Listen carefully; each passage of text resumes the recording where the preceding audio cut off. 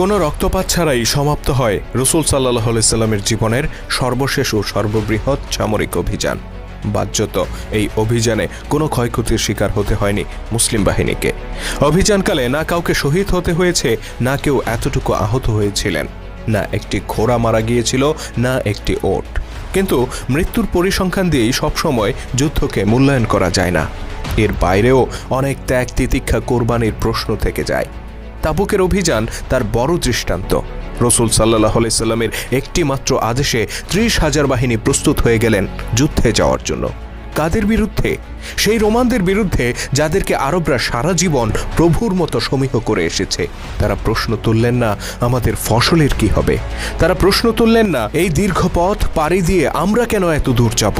তারা বললেন না আমরা বরং মদিনাতেই অপেক্ষা করি, রোমানরাই এই কষ্টকর পথ পাড়ি দিয়ে আমাদের কাছে আসুক। তারা প্রশ্ন তুললেন না বণিকেরা যে সংবাদ নিয়ে এসেছে তার সত্যতা কতটুকু। সত্যিই কি হেরাক্লিয়াস মদিনায় আক্রমণ করতে যাচ্ছেন, নাকি এটা একটা উড়ু খবর? কোনো প্রশ্ন তারা তুললেন না। বরং আমরা দেখি সমস্ত প্রতিকূলতাকে উপেক্ষা করে বিনা বাক্য পেয়ে তারা আল্লাহর পথে বেরিয়ে পড়লেন, আল্লাহর কাছে নিজের জীবন সঁপে দিলেন। শুধু জীবন নয়, বরং যুদ্ধযাত্রার খরচ মেটাতে নিজেদের অর্থ সম্পদও উজাড় করে দিলেন দুই হাতে। নেতার আদেশের প্রতি আনুগত্য প্রদর্শন করতে গিয়ে নিজেদের জীবন ও সম্পদ সমস্ত কিছু তার হাতে তুলে দেওয়ার এমন দৃষ্টান্ত ইতিহাসে নজিরবিহীন। কেবল ইসলামের মতো একটি মহান আদর্শ দ্বারা এই মানুষগুলো উজ্জীবিত ছিলেন বলেই তাদের পক্ষে সম্ভব হয়েছিল এমন কোরবানি। নবুয়ত প্রাপ্তির পর থেকে তাবুকের অভিযান পর্যন্ত দীর্ঘ ২২টি বছর নিরবচ্ছিন্ন সংগ্রাম করে গেছেন আল্লাহর নবী।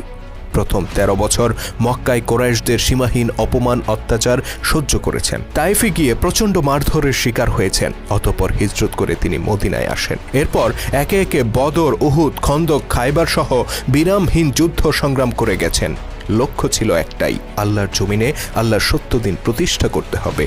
অন্যায় অবিচারের মূলোৎপাটন করে গোটা পৃথিবীতে ন্যায়, সুবিচার, শান্তি প্রতিষ্ঠা করতে হবে। তিনি জানতেন একজন মানুষের পক্ষে এক জীবনে এই বিশাল লক্ষ্য অর্জন করা সম্ভব নয়। তাই তিনি গড়ে তুললেন একটি জাতি, একটি উম্মাহ, যে জাতির নারী পুরুষ নির্বিশেষে প্রত্যেক সদস্য ছিলেন যোদ্ধা। অতঃপর জীবনের সায়াহ্নকালে তিনি পরীক্ষা করতে চাইলেন নিজ হাতে গড়া এই উম্মাহ তার লক্ষ্য অর্জনে কতটুকু প্রস্তুত। তিনি চ্যালেঞ্জ করলেন তৎকালীন বিশ্বের সর্ববৃহৎ শক্তি রোমানদেরকে।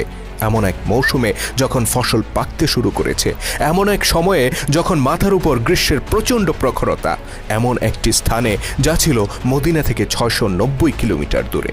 অতঃপর আমরা দেখতে পাই গোটা উম্মাহ নিঃশর্ত আনুগত্যের মধ্য দিয়ে উত্তীর্ণ হলো সেই অগ্নি পরীক্ষায়।